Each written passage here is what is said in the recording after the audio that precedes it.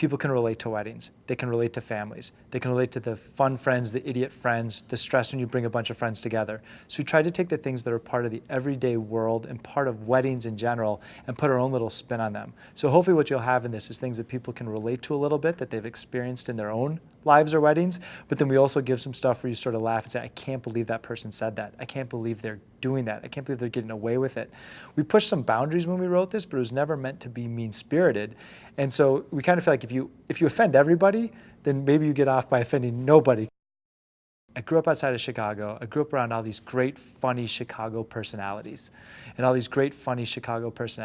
I knew these guys growing up that were funny, larger than life. They were these big Irish Catholic families. And so they were one of many kids. And once you got down into third, fourth, fifth, sixth, seventh kid in a big family, they could get away with anything. And so I kind of knew these kids that were sort of hustlers in their own right growing up.